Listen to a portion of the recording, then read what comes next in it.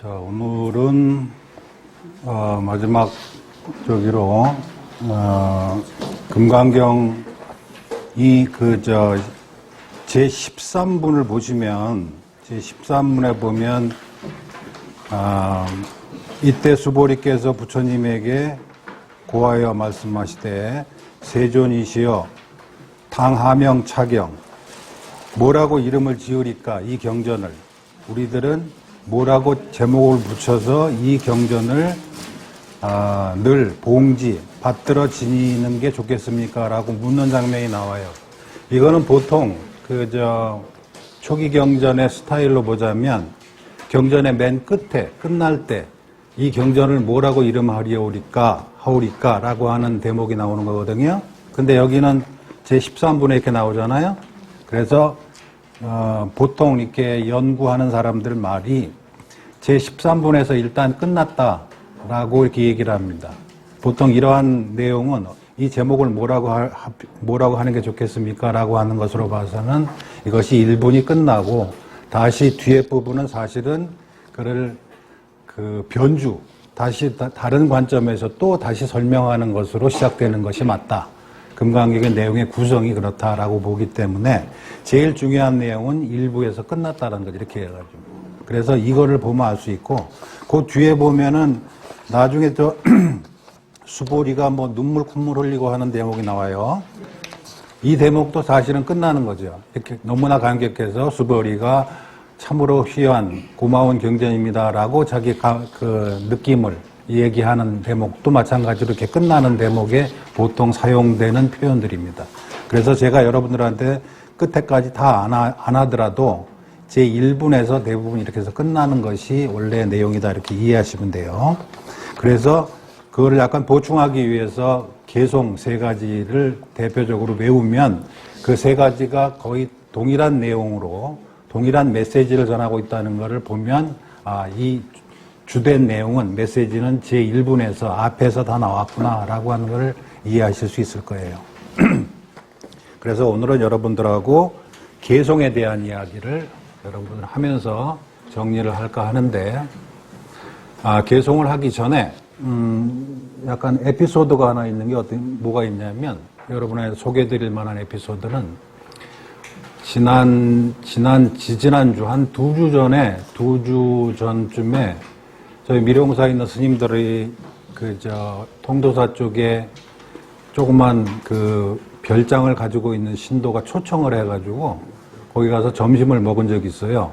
공양청을 해가지고 스님들이 가서 공양을 했는데 거기서 있었던 에피소드인데 제가 이렇게 차를 타고 이제 거기를 갔어요. 도착을 해가지고 딱 내리니까 거기 이제 저하고 같이 왔었던 신도들 중에 어떤 보살이 있어요. 그 보살은 나하고 같이 부산서 같이 출발한 사람이란 말이에요. 근데 그 사람이 갑자기 내 앞에서 나타나가지고 이렇게 합작을 하면서 저한테 인사를 하는 거예요. 아유, 멀리 오신다고 수고하셨다고. 그게 나는 이상하게 생각했죠. 나하고 같이 온 사람이 마치 주인이 이렇게 접대를 하듯이 얘기를 한다. 그래서 자기도 나하고 같이 왔으면서 주인같이 왜 그렇게 얘기를 하지? 그러면서 그렇게 생각을 하고 이렇게 가려고 하는데 다시 이렇게 봤더니 그 사람이 아니에요. 그래서 두 사람이 닮았냐? 닮지도 않았어요. 그러니까는 내가 처음에 그 사람이 나하고 같이 온 그 사람이다라고 생각을 하면 눈으로 뻔히 봤으면서도 눈이 자기를 속이는 거예요. 귀도 자기를 속이는 거고 목소리도 다르거든.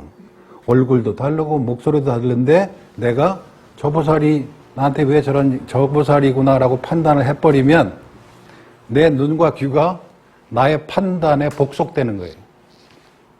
그리고 나서 이렇게 돌아서 보니까 그 보살이 아니네 보니까 다른 사람인 거예요. 원래 거기 있었던 주인인 거예요. 그러니까 내가 한번 뭐라고 판단해버리면 그게 뭐예요?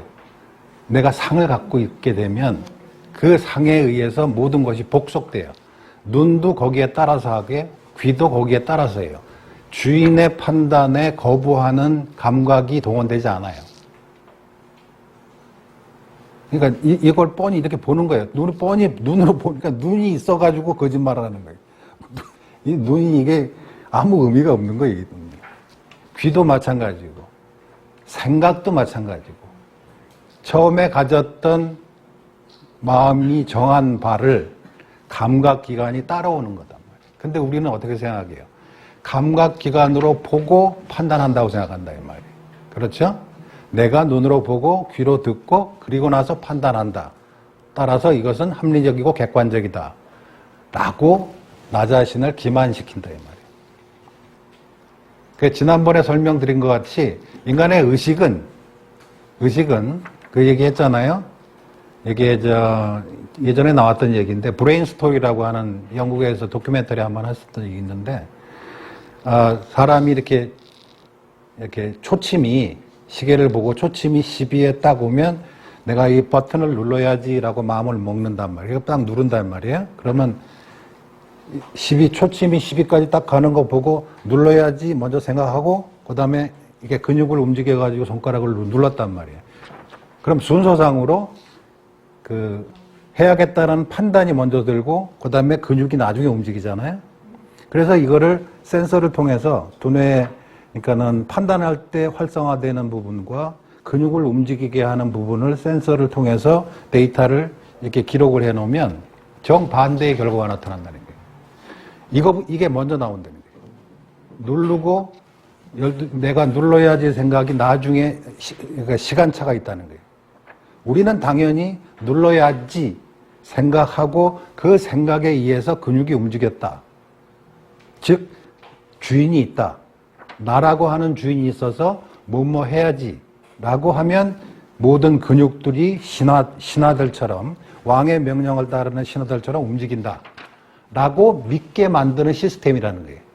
실제는 이게 먼저 움직이고 나중에 눌러야지 라는 생각이 주도해서 한 것처럼 이렇게 나를 기만시킨다 이 말이에요. 그래서 이게 처음에는 이해가 안 됐대요. 어떻게 근육이 먼저 움직이느냐, 명령도 없는데 어떻게 먼저 이게 명령도 없는데 그럼 손가락이 알아서 움직이느냐, 도대체 누가 그걸 움직이게 하냐, 내가 없다면 이렇게 얘기하는 거예요. 그런데 내가 눌렀다라고 하는 판단은 이 현장이, 다시 말하는 이 전체적인 현장이 내세운 바지사장이에요. 바지사장. 내가 했다고 하는 게 낫다 이 말이에요. 그래서 우리는 거꾸로 그럼 그 결과를 우리는 지금 겪고 있는 거예요. 어떤 거예요? 내가 판단해서 움직였다. 그럼 여러분이 이런 생각은 이 뒤에서의 작업의 결과로 여러분이 지금 보고 있는 거다 이 말이에요. 내가 주인이 되고 내가 판단해야 내 몸이 움직인다. 내 마음이 결정해야 내 몸이 움직인다.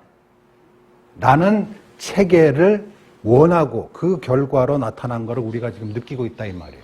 우리는 생각할 때 무슨 소리 하고 있어? 판단하고 나서 자 손을 올리자 라고 판단해서 손을 올렸지. 어떻게 손이 올리고 나서 손을 올리자라는 판단이 나중에 나올 수가 있느냐 라고 믿게끔 이미 뒤에서 다 조작이 되어 있다 이 말이에요. 그래서 이것이 어떤 문제를 불러일으키냐면 인간에게는 과연 자의식이 있느냐 라고 하는 것이 크게 문제가 됐던 적이 있어요. 한 7, 8년 전에 나왔던 건데 그게 여러분 나중에 혹시 시간 있으면 BBC 방송국에서 만들었던 브레인 스토리라고 하는 제목, 한글 자막도 있고 꽤 긴데 인간의 의식이 어떻게 해서 만들어지느냐라고 하는 내용이고 거기서 그 끝부분에 보면 인간의 의식이 사실은 조작된 것일 수도 있다라고 하는 이렇게 의문을 제기하는 그 내용이 있습니다. 이게 이제 그런 거예요. 우리가 가지고 있는 의식은 우리의 내부에서 이미 만들어진 것을 우리가 지금 생각하고 있다 이 말이에요. 우리가 지금 생각하고.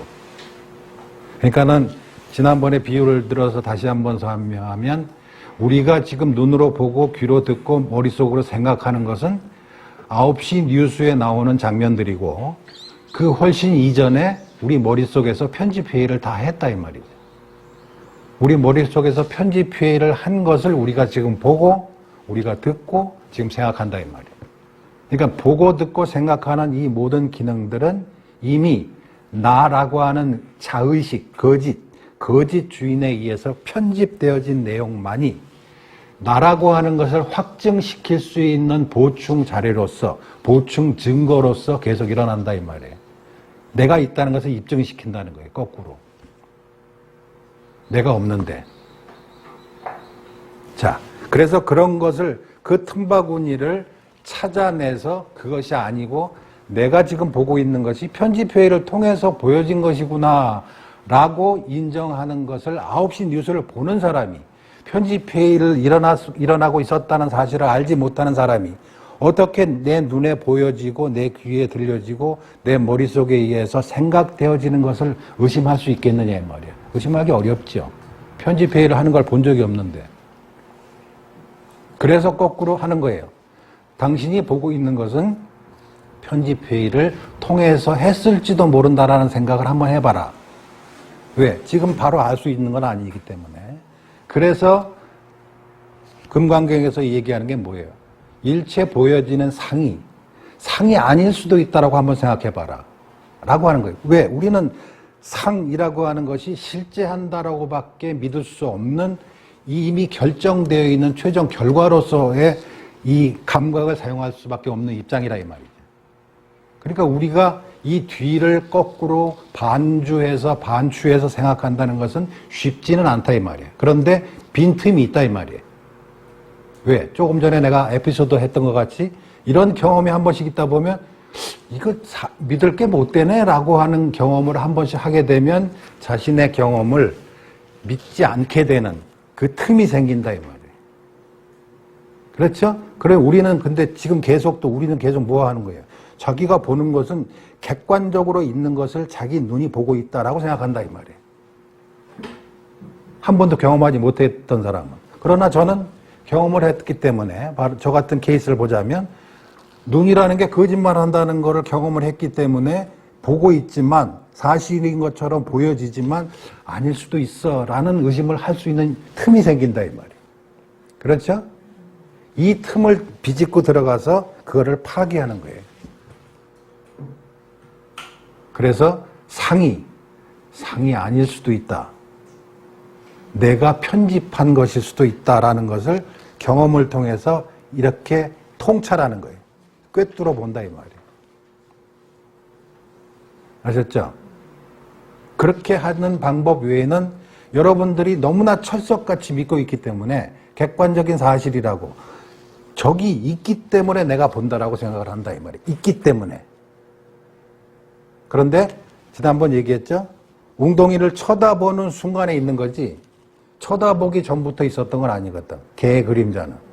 여러분도 마찬가지예요. 여러분은 원래 있었던 거를 내가 이렇게 하는 보는 작용을 통해서 봤을 뿐이다라고 생각한다 이 말이에요. 봄과 동시에 생겼다라고는 믿지 않는다 이 말이에요. 그러죠? 안 보면 없는 거예요. 안 보면. 자 보세요. 자기 부모님이 돌아가셨어. 그러면 돌아가시고 나면 자식 입장에서 이런 느낌이 들 때가 있어요. 내가 나에게 둘도 없는 이 세상의 전부인 부모님이 돌아가셨는데 세상은 그대로다. 또 사람들은 밥 먹고 즐겁고 웃고 즐거고 텔레비전 코미디 프로가 계속되고 부모님이 돌아가셔도 세상은 그대로구나 라고 생각을 한다 이 말이에요. 그리고 나서 내가 죽어도 세상은 그대로겠지라고 생각한다 이 말이에요. 자, 여기서 어떤 논리적 모순이 있는가 잘 보세요. 부모님이 돌아가셔도 세상은 그대로다라는 관점은 누구 관점이에요? 내 관점이에요. 부모 관점이 아니에요. 그럼 내가 죽어도 세상은 그대로겠지라는 구조가, 논리 구조가 맞아요, 안 맞아요? 안 맞죠. 나는 이미 없는데. 내가 죽어도 세상은 그대로겠지라고 볼 수 있는 내가 없잖아요. 그렇죠? 이와 같이 관점으로 옮겨서 세상이 어떻다라고 판단하는 것에 지나지 않지 내가 죽어도 세상이 그대로다라고 하는 것은 존재하지 않는 거예요. 안 보면 없는 거예요. 관찰자가 없는데 세상이 그런지 아닌지 어떻게 아냐 이 말이에요. 그런데 우리는 늘 관찰자의 착각으로 인해서 마치 세상이 그대로 존재하는 것처럼 믿고 싶은 거예요. 내가 없어도 세상은 그대로, 내 친구들은 그대로 또 돌아다닐 것이고 내 친구들이 돌아다닐지 아닐지를 나는 모른다니까? 내가 모르면 그 세상은 없는 거예요. 아셨어요? 그런데 그렇게 하니까 뭐예요? 내가 죽어도 이런 얘기 많이 하잖아. 우스갯소리로. 화장을 하고 싶긴 한데 화장하면 뜨거울 것 같아가지고. 매장을 하자니 답답할 것 같고. 자기 관점을 계속 유지하는 거예요. 자기는 의미 없는데. 저희 속가 아버님이 그런 얘기를 하시더라고. 화장을 하고 싶은데 뜨겁지 않을까 그래서. 뭐라고 얘기를 해야 되나. 똑같아요. 내가 죽어도 세상은 그대로겠지라는 논리는 맞지 않는 논리고, 그게 바로 그렇게 말하고 그렇게 믿고 싶은 논리는 자기 관점이 세상은 그대로 있다라고 하는 것을 믿고 싶어서 그런 식으로 관점을 이동시키는 것에 지나지 않는다고 말이에요. 안 보면 없는 거예요.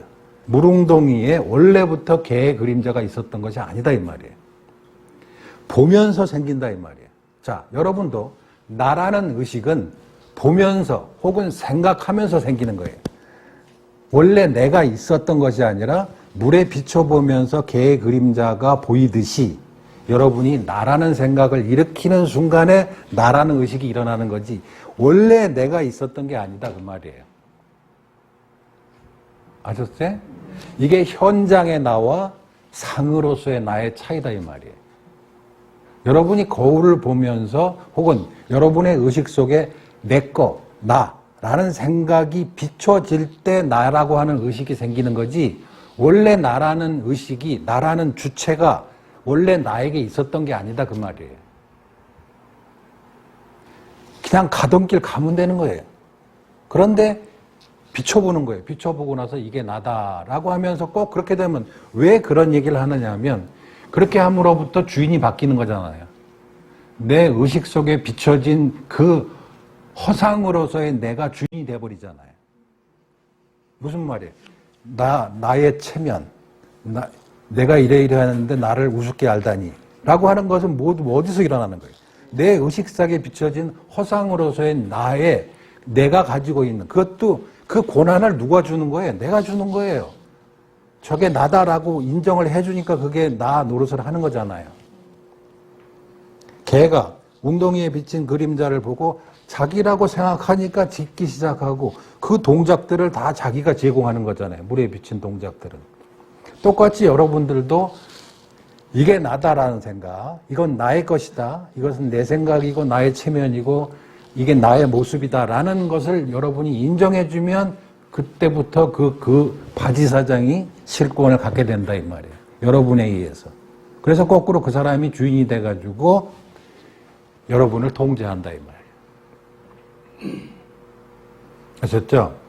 이런 구조다 이 말이에요. 이런 구조기 때문에 내 눈에 보이고 내 귀에 들려지고 내가 생각한 것들은 이미 나에 의해서 나라고 하는 의식에 의해서 전제된 나라는 생각이 전제되고 그 전제된 생각에 의해서 왜곡되어진 모습들일 뿐일 수 있다라고 하는 것을 그 틈을 찾아내지 않으면 여러분 계속 여러분 물에 비친 그림자가 주인이 돼서 여러분의 삶을 통제하게 된다 이 말이에요. 마치 거짓으로 만들어낸 호랭이가 여러분을 잡아먹는다는 것과 똑같다 이 말이에요. 말이 안 되는 짓을 하고 있다 이 말이에요. 아셨죠? 여러분 눈에 분명히 보이는 것이 사실이고 진실이고 실체인 것처럼 보여질 수밖에 없지만 그것이 실상이 아닐 수 있다라고 하는 틈을 찾아서 그 틈을 찾고 비집고 들어가서 해체하는 거예요. 나라는 의식을 해체시키는 거예요. 그것을 스스로 해체하기 전에는 누구도 대신해서 해체시켜 줄 수 있는 사람이 없어요. 왜? 거울에 비춘 주체가 나기 때문에. 내가 비춰서 이렇게 본 거란 말이에요. 다른 사람이 거꾸로 끌고 가서 비춰준 게 아니다 이 말이에요. 여러분이 내 것이라고 했기 때문에 벌어지는 것이다 이 말이에요. 그러면 보세요. 그것이 물에 비친 개의 모습이 허상이다라고 해서 그냥 가던 길을 가면 우리는 어떤 두려움이 일어나냐면 이런 두려움이에요. 만약에 그렇게 해서 모든 상이 허상이라는 것을 받아들이면 갑자기 모든 것을 잃어버릴 것 같은 두려움이 일어나는 거예요. 그 두려움은 어디서 일어나는 거예요?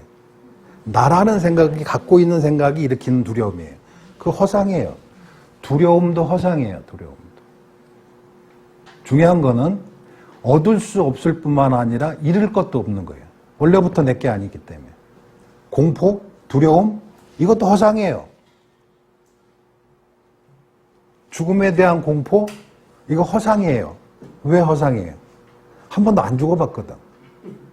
한 번도 안 죽어봤는데 나라는 것을 지키고 싶고 영원히 존재하고 싶어하는 나라는 의식이 만들어낸 두려움이에요. 죽음에 대한 공포는. 경험을 통해서 만들어진 공포가 아니라 이 말이에요. 그렇죠? 그런데 그렇게 만들어진 공포가 우리를 통제하는 거예요. 죽기 싫으니까 오만 이상한 짓을 다 한다 이 말이에요. 잃기 싫으니까. 내가 가진 것을 잃기 싫으니까 오만 악수를 자꾸 두게 된다 이 말이에요. 원래 내 것도 아닌데 내 거라고 생각해서 잃고 싶지 않다라고 하면서 뭐가 벌어지는 거예요? 다툼이 벌어지는 거예요. 투쟁이 벌어지는 거예요. 남과의 투쟁, 나와의 투쟁. 마음속에 불안함, 미진함, 허무함, 무슨 뭐 이런 모든 심리적인 거 어디서 일어나요? 거기서 일어나는 거다. 우울증?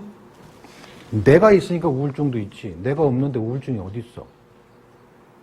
나는 이렇게 하면서 시작하는 게 우울증의 시작이다 이 말이에요. 나는 왜? 근데 내가 무효가 되면 어때요? 우울증 없어요. 다른 사람 우울증 하는 거 보고 나도 이렇게 안 해요. 나라고 하는 게 전제됐을 때 슬픔과 괴로움이 의미를 갖는단 말이에요. 그렇죠?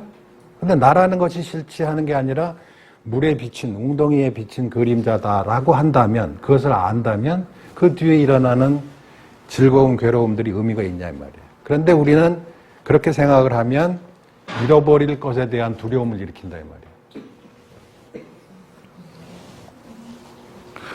우리도 법회 좀 하다 보면 이렇게 막 법회하는데 옆에서 뭐 바시락 소리가 나면 전부 다 고개가 글로 싹 돌아가. 그럴 때 그런 생각이 들어요. 아이씨, 저 소리만도 못한 법문을 내가 하고 있구나.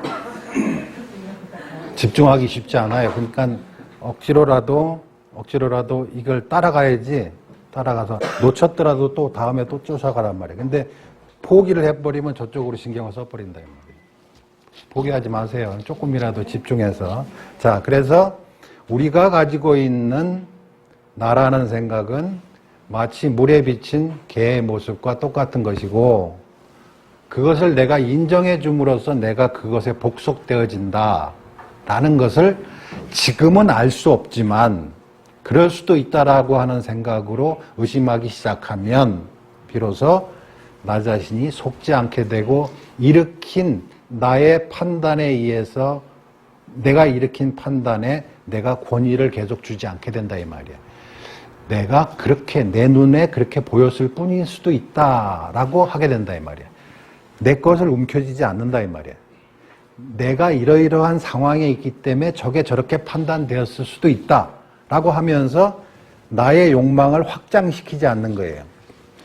일어난 좋은 일들을 더 일어나게 하고 일어나지 않은 나쁜 일들을 일어나지 않게 하는 것. 이게 수행이에요. 그래서 내가 가지고 있는 생각이 이러이러한 상황에 의해서 일어난 것이구나 라고 이해할 수 있다면 그 사람은 연기법을 이해한 사람이 된다 이 말이에요. 상황에 의해서 일어난 거구나. 이게 무슨 뜻이에요? 조건에 의해서 일어난 거구나 라고 이해한다면 일어난 것이 조건에 의해서 일어나진 것이지 원래부터 있었던 것이 아니다라는 것을 알게 됨으로써 조금씩 자기 것에 대한 장악이 살살살살 힘이 풀어지기 시작한다 이 말이에요. 아, 내게 아니구나. 조건에 의해서 일어난 것이라면 내 것일 수가 없구나. 왜? 내 마음대로 안 되는 거니까. 그렇죠? 우리가 일으키는 괴로움은 세상과 내 생각이 안 맞아서 이렇게 일어나는 거잖아요. 나는 이러이러할 줄 알고 했더니 이렇게 되지 않더라 이 말이야. 상대방도 내가 이러이러 할 줄 알고 판단해가지고 이렇게 했는데 그렇게 안 되더라라고 하는 거는 나의 판단과 실질적인 세상이 서로 안 맞는 거잖아요. 그 안 맞게 되는 원인은 세상에 있지 않다 이 말이에요. 내가 가지고 있는 판단이 자의적이었다라는 거잖아요. 거기서 일어나는 분란이고 투쟁이고 괴로움이라면 해야 될 일은 당연하잖아요. 내가 가지고 있는 판단은 나의 자의적인 판단일 뿐이구나. 보여지는 것, 들려지는 것, 생각한 모든 것들이 나라고 하는 어떤 욕구에, 나라고 하는 지금 상황에서 비롯된 판단이구나. 그 판단 속에 탐진치가 들어있는 건 물론이고, 그 탐진치의 원인은 나라는 생각이고, 그래서 12연기 중에 맨 첫 번째가 무명이라고 했잖아요. 무명은 뭐에 대한 무명이에요? 이것을 모르기 때문에라는 것이 무명이다 이 말이에요. 이것을 알면 그렇게 안 한다 이 말이에요. 그렇게 안 하면 무명이 해결되면 12연기는 다 무효예요.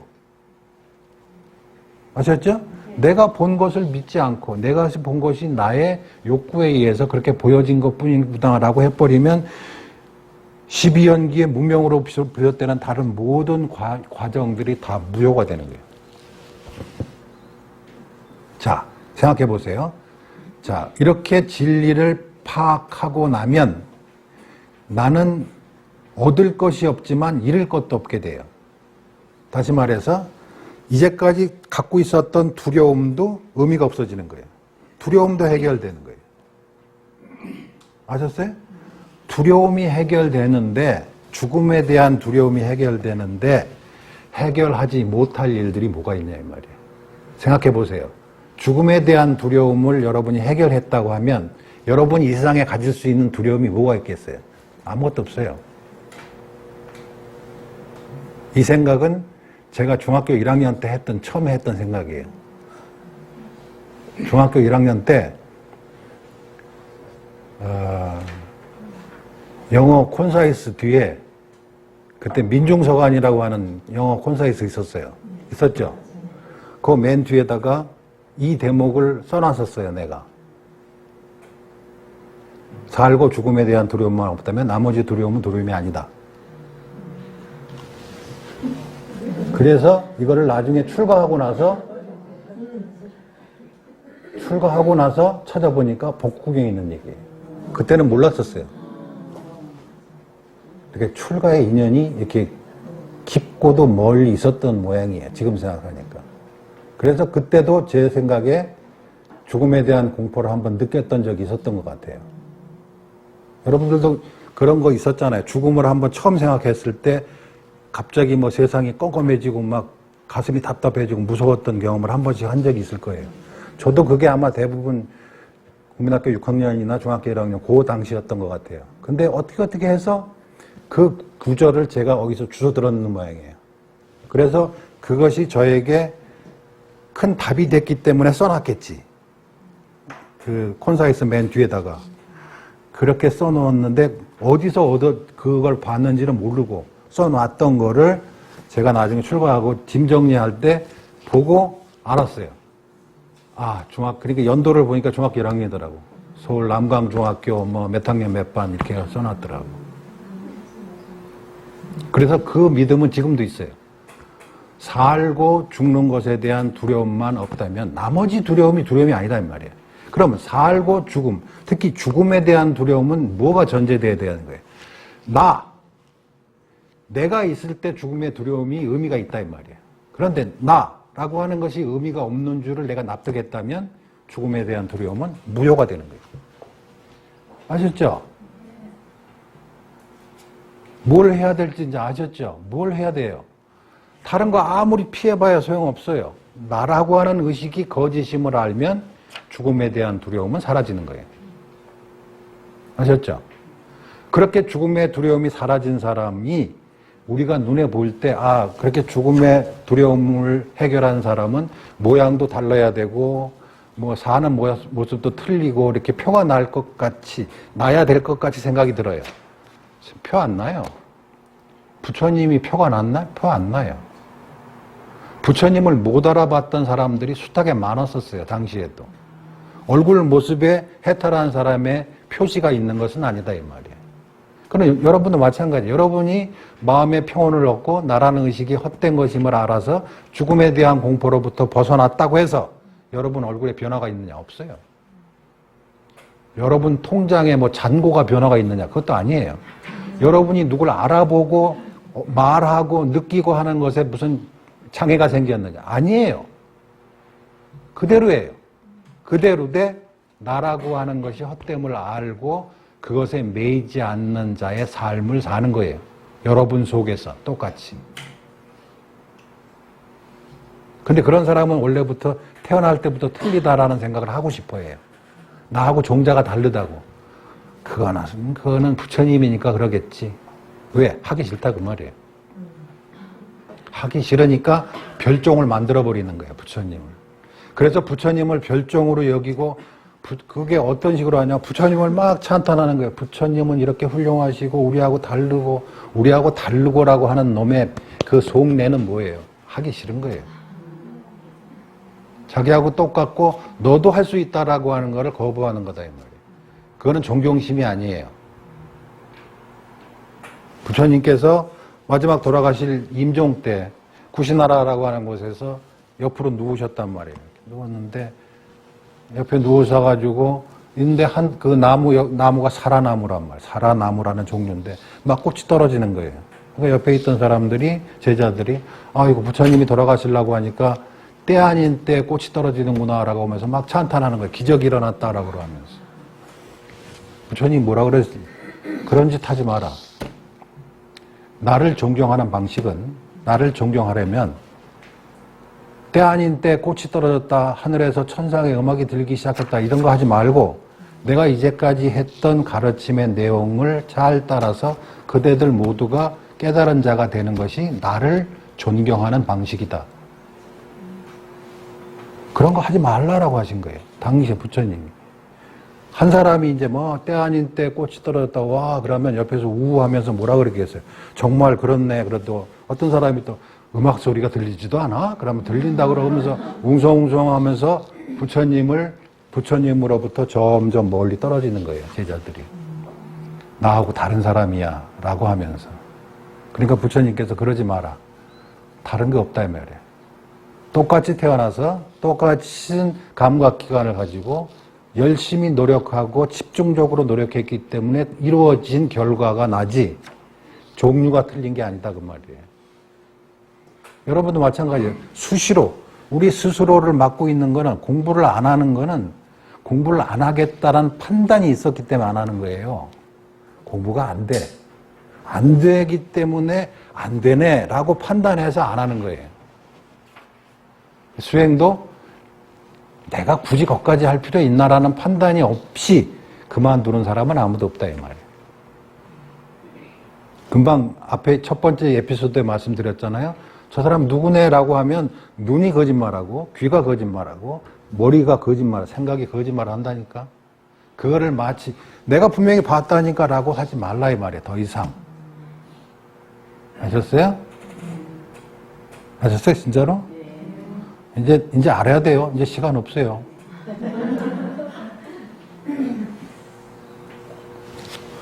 자, 그러면 개송. 자, 첫 번째 개송을 외우도록 해보겠습니다. 자, 첫 번째 개송. 범소요상, 계시허망, 약견재상, 비상, 직견열애. 두 번째, 야기이색견화, 이음성부와 시인행사도 불능견열애. 또 세 번째, 일체유의법, 영웅헌포영, 여로영여전, 응장유. 세 개가 다 똑같은 얘기하는 거예요. 자, 그러면 첫 번째 개송은 이미 여러 번 얘기했지만 무릇 있는 바의 상은 상? 내가 보고 있는 게 이게 상이란 말이에요. 내가 보고 듣고 생각하는 건 모두가 상이에요. 그리고 이것은 현장에서 나온 거지만 현장은 아니다 그 말이에요. 제가 여러분을 보고 여러분이라고 판단되어지는 이 상은 여러분으로부터 나왔지만 여러분은 아니다 이 말이에요. 그렇죠? 그걸 알겠죠?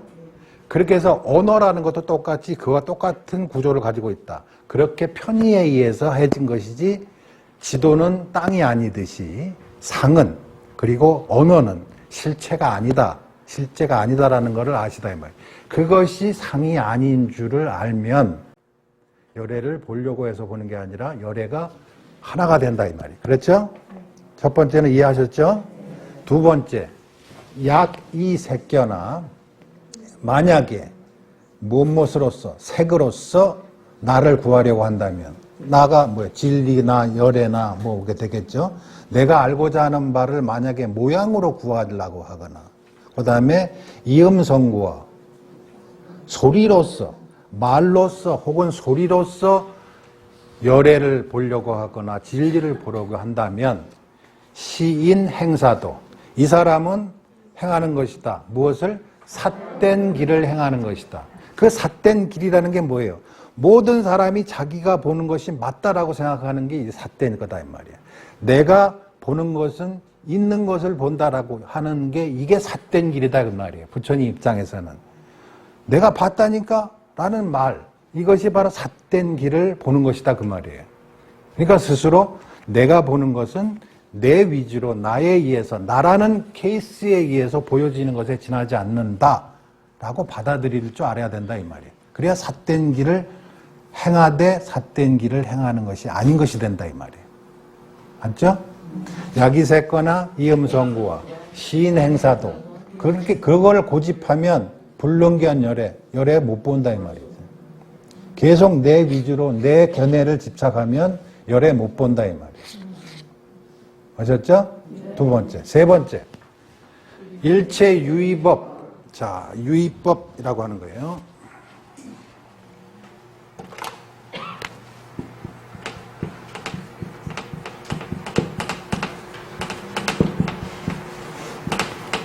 모든 유의라는 게 뭐냐면 함이 있다 이 말이에요. 함이 있다. 누가? 내가 나에 의해서 조작되어진 그 말이에요. 이 말은 무슨 말이냐면 나에 의해서 보여지고 나에 의해서 들려지고 나에 의해서 생각되어진 이런 뜻이에요. 모든 것들은. 여기서 법이라고 하는 것은 그것에 의해서 만들어진 그런 뜻이에요. 조건에 의해서 만들어진 게 법이란 말이에요. 내가 나의 조작에 의해서 만들어진 것, 그럼 뭐예요? 보여진 거, 들려진 거, 생각되어지는 것. 이게 일체유의법이잖아요. 그렇죠? 일체유의법은 뭐예요? 여몽, 꿈 같고, 여몽, 환, 거짓, 신기루 같고, 포, 물거품 같고, 영, 그림자 같고, 그 다음에 여로, 로자가 뭐예요? 이슬로. 아침 되면은 말라버린단 말이에요. 여로, 영여천, 번개불 같다 이 말이에요. 꽝 해서 가봐서 번쩍해서 봐보니까 없다 이 말이에요. 여로 영여전, 응작, 마땅히, 작, 이와 같이 볼 줄 알아야 된다. 관자가 여기서 통찰한다 그 말이에요. 보이지 않아요. 그래서 통찰이라는 말은 무슨 말이냐면 여기서 연기가 뽀로록 나면 저 뒤에 불이 있구나라고 판단하는 것을 통찰이라 그래요. 그게 관자예요, 관자. 눈으로 보는 거는 뭐예요? 눈에 의해서 이것이 왜곡되는 거잖아요. 그죠? 내 눈으로 보는 것은 내 위주로 나에게 이로운 방향으로 보일 수밖에 없다라고 보는 것이 관이다 그 말이에요. 아셨어요? 그래서 이와 같이 관해야 된다 이 말이에요. 아셨어요? 응작, 마땅히 이와 같이 통찰해야 한다 이 말이에요. 아셨죠? 자, 다시 한번. 일체유의법. 이 세상에 있는 모든 나에 의해서 조작되어진, 조작이라는 말이 기분 나쁘다면 나에 의해서 보여지고 들려지고 생각되어진 모든 것들은 여몽환포영 여로영여전 같이 그렇게 마땅히 봐야 된다. 왜? 내 눈과 귀와 코와 내 의식 모든 것들은 나에 의해서 복속되어진 감과 기능이기 때문이다. 그러니까 나의 의식이, 자, 바로 보세요. 나의 의식밖에 없는 사람이, 왜곡된 의식을 갖고 있는 사람이, 지난번에 계속 얘기를 했잖아요. 자, 여기 사람이 한 사람이 있다 이 말이야. 이 사람은 내가 어떤 정보를 보든지 어떤 거를 보든지 다 나에 의해서 이렇게 바뀌어진단 말이에요. 모든 정보가 나를 통과해서 보여지고 나를 통과해서 들려지고 나를 통과해서 생각되어지면 요것에 복속되어진다 이 말이에요. 그죠? 요거에 맞춰진다 이 말이야. 그러면 이런 구조를 타고난 사람이 있는 그대로의 모습을 알 수 있는 방법이 뭐냐라는 게 이 금강경을 보게 된 처음 목적이었잖아요. 어떻게 하면 있는 그대로의 모습을 볼 수 있습니까? 이 구조를 가졌는데 잡기만 하면 바뀌는데, 예? 내가 잡기만, 파악하기만 하면 무조건 나에 의해서 보여진 것이 되고 나에 의해서 판단되어진 것이 묻을 수밖에 없는데, 변질될 수밖에 없는 이 구조를 타고난 우리가 있는 그대로의 세상을, 진리를 이해하는 방법은 뭐냐? 이게 뭐예요? 이게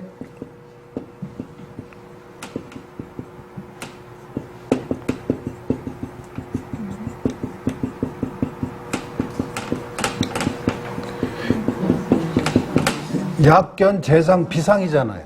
만약이라는 말은 가만히 있어도 보여진다 그 말이 아니에요. 노력을 해야 된다는 말이에요. 그렇게 해서 노력하면, 그래서 뭘 볼 줄 알면, 내가 본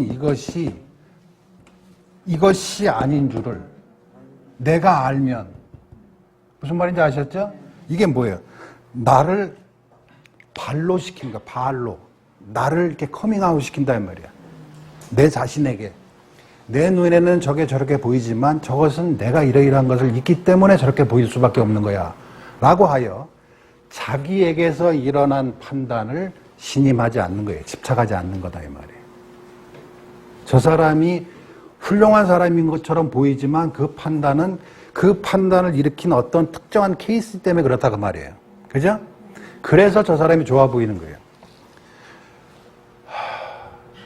이해했죠? 세 가지 다. 같은 메시지라는 것도 이해하겠죠? 그러면 두 번째 개송 한번 외워보세요. 누가? 보지 말고.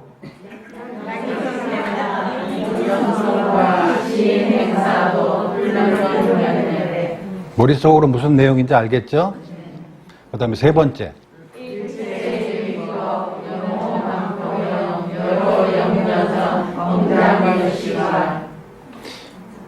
그렇게 응당히, 마땅히 진리를 구하고자 참으로 행복하고 괴롭지 않고자 하는 사람이라면 응당히, 마땅히 이와 같이 관찰해야 된다. 이와 같이 통찰해서 봐야 된다라고. 이거는 여러분들한테 하는 그 메시지가 부처님께서 주시는 메시지잖아요. 만약에 참으로 괴로움으로부터 벗어나고 여러분의 삶을 스스로 납득하고 싶다면 마땅히 이렇게 해야 된다라고. 이것이 눈에 보이는 이것이 생각되어지는 이것이 거기에 별개 이거는 특별한 다른 케이스야라는 거 없어요. 모든 게 다예요. 다 모든 게 다 그와 같이 나라고 하는 잘못된 전제로부터 비롯된 허상들임을 마치 물웅덩이를 지나가다가 비춰서 쳐다보면서 비춰진 나라고 하는 것을 근거로 해서 만들어진 허상임을 내가 그렇게 보이지는 않지만 지금 당장 내 육안으로는 그렇게 안 보이지만 만약에 법에 눈이 떠서 그렇게 볼 수만 있다면 그렇게 통찰할 수만 있다면 여러분은 여러분의 삶을 납득하게 된다 이 말이에요. 여러분의 인생을 납득하게 되고 그 납득을 통해서 여러분은 죽음에 대한 공포 이것이 사라지게 된다 이 말이에요. 그러면 죽음에 대한 공포가 사라졌는데 두려울 게 뭐가 있느냐 이 말이에요. 죽고 사는 문제가 해결됐는데 두려울 일이 뭐가 있냐 말이에요. 아셨어요? 그래서 중학교 1학년이면 몇 살이야? 15살? 13살? 14살? 14살 때 봤던 대목으로 다시 돌아가는 거예요. 죽음에 대한 두려움만 없으면 살고 죽음에 대한 두려움만 없다면 다른 두려움은 두려움이 아니다. 이거를 지금 64살이 돼서 다시 생각이 난 거예요. 겁내지 마세요. 겁내지 말고 똑같은 케이스로 죽음에 대한 두려움이 해결된다라고 할 때 참으로 해결하고 싶다면 나라는 것이 조작되어진 것이고 조작되어진 상에 내가 너무 익숙해 있기 때문에 욕을 들으면 화가 나고 내 거를 뺏길까 싶어서 두려워지고 내 건강이 사라질까 두려워지고 내 재산이 줄어들까 걱정하게 되는 모든 근원에는 나라고 한 잘못된 전제가 있다라고 하는 것.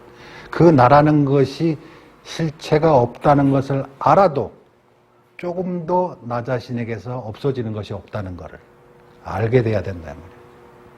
아셨죠?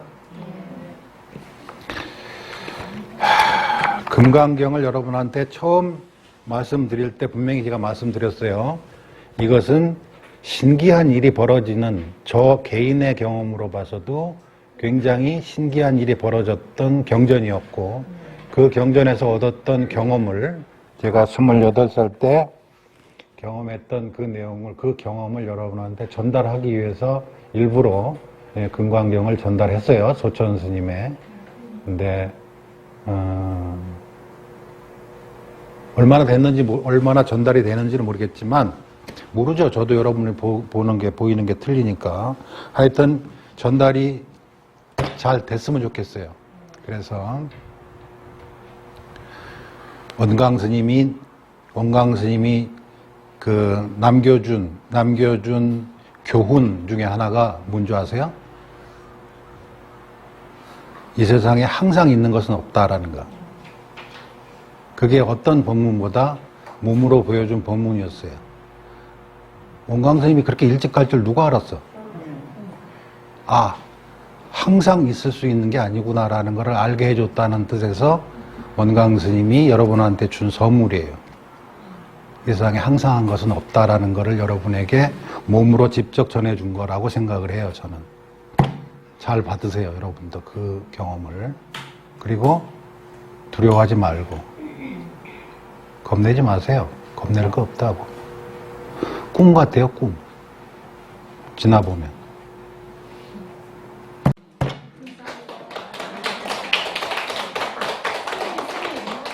제가 오늘 마지막 수업이라서 제가 어제 밤에 스님 생각을 그랬어요.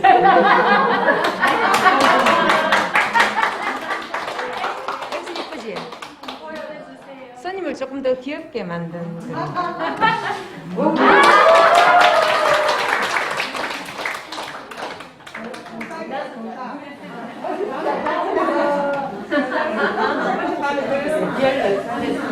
선생님, 여기 수업 끝나고 이렇게. 야, 감사합니다, 선생님.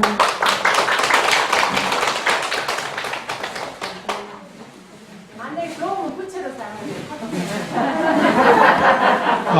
오늘 그 마지막 법회라고 했고, 그랬더니, 이구스님도 왔어요. 와가지고, 그 오늘 저녁, 점심을 그 절에서 그 내가 내기로 했다 했더니, 절에서 낼 테니까 스님 돈으로 하지 말고 절에서 자기가 저기에서 내겠다 그래서 아니 나는 법회비를 받았으니까 그걸로 한다 이렇게 아주 그냥 저래요 이구 스님이. 그래서 여러분들한테 인사하러 또 왔으니까 이구 스님 한번 오시라 그러세요. 동영상이 안 받으시게? 저도 가까이? 네. 빨리 오셔요. 지금 막 찍히고 있는 거죠? 네. 그지? 스님 감사합니다. 이해하세요. 네.